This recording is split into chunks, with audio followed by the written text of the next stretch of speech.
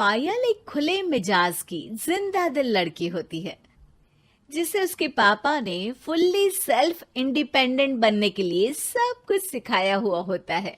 एक शाम पायल अपनी बाइक पर सीटी बजाते हुए कॉलेज से घर वापस पहुंचती है, जिसे देखते ही उसकी मम्मी गुस्से में पूरा घर सिर पर उठा लेती है।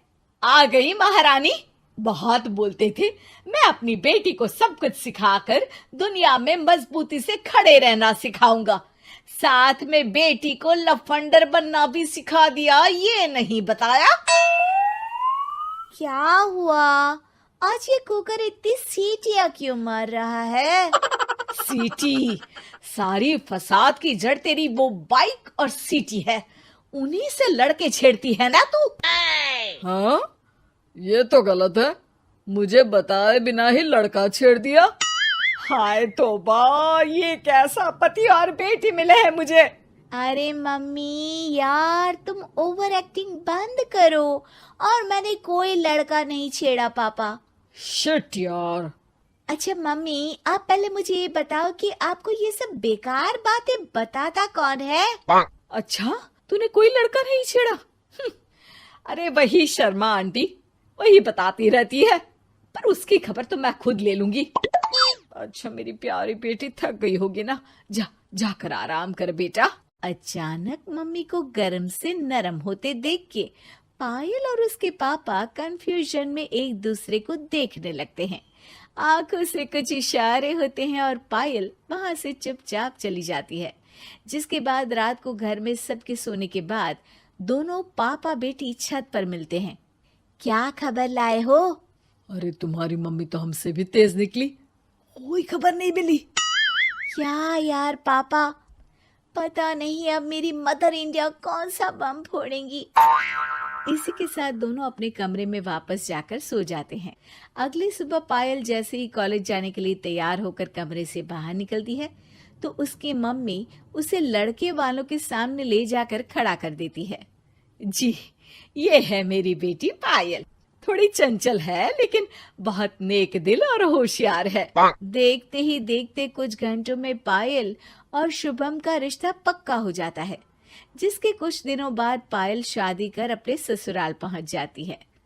सोचा था मम्मी कोई बम फोड़ेंगी, पर उन्होंने तो सीधा मुझे उम्र कैद की सजा ही दे दी। बहू, अब उम्र कैद समझो या बम, रहना तो यही है, निभाना यही है, इसलिए छिछोरी हरकतें बंद करनी होगी। है? ये आप क्या बात कर रही हो? मैंने क्या किया? इतने मासूम ना बनो, मुझे तुम्हारे कारनामों के बारे में सब अच्छे से पता है।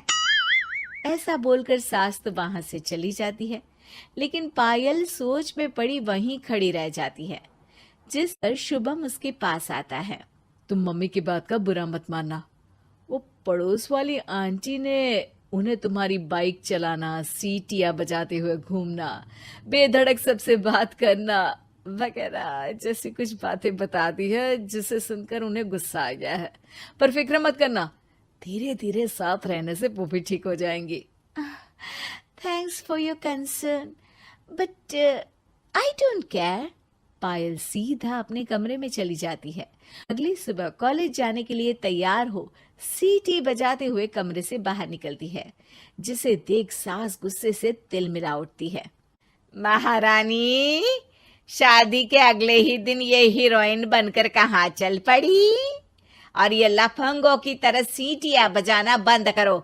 ये हमारा घर है, कोई सड़क नहीं जहाँ तुम आवारागर्दी करती घूमो। मम्मी जी, सीटी बजाने और कंफर्टेबल कपड़े पहनने से लोग कब से आवारा बनने लगे? इसी के साथ सास बहू का युद्ध शुरू होने ही वाला होता है कि शुभम वहां पहुंच जाता है। माँ, उसका कॉलेज है इसलिए ऐसे तैयार हुई है। और पायल, तुम भी माँ को समझने की थोड़ी कोशिश करो ना प्लीज। सिचुएशन संभालकर शुभम और पायल घर से निकल जाते हैं। इसी तरह दिन बीतने लगते हैं, जिससे सास बहू की लड़ाइयों के बीच शुभम पिसता रहता है, लेकिन साथ ही वो दोनों एक दूसरे की आदतों को अपना भी लेती हैं। पर पायल का सीटी बजाना सास को आज भी नागवारा ही होता है। आसमान गिर जाएगा, धरती फट जाएगी, पर इसकी सीटी ना जी ना, कभी बंद नहीं होगी। अरे मम्मी जी, जब आप मेरे कुछ बोले बिना सीटी से ही समझ जाती हो कि मैं क्या बोल रही हूँ, फिर इसे बदलने की क्या जरूरत? यही तो हमारी यूनिकनेस है। पायल की बात से ज्यादा सहमत ना होते हुए भी सास हंस पड़ती है।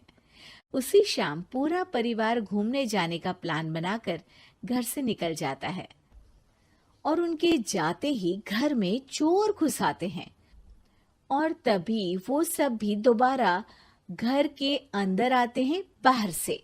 क्या यार पायल, एक शाम भी फोन के बिना नहीं रह सकती थी क्या? घर में ही तो फोन है, कहाँ चला जाता? अब जल्दी अंदर जाकर अपना फोन लाओ, मम्मी और मैं यहीं बाहर वेट करते हैं। ज्यादा बोल रहे हो, देखो अब और धीरे काम करूंगी।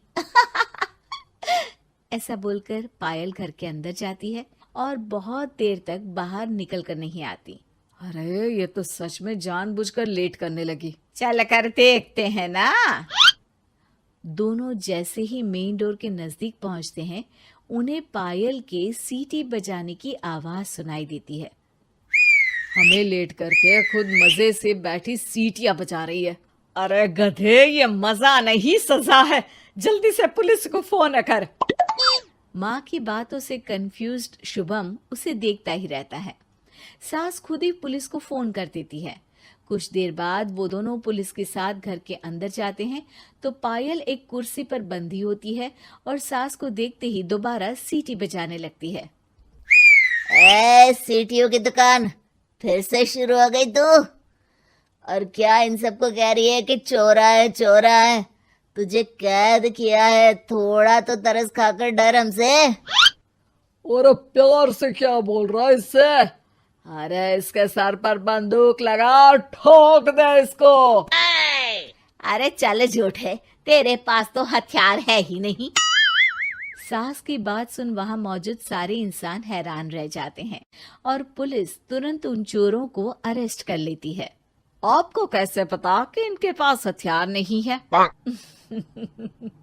अरे सीटी नहीं तो बताया।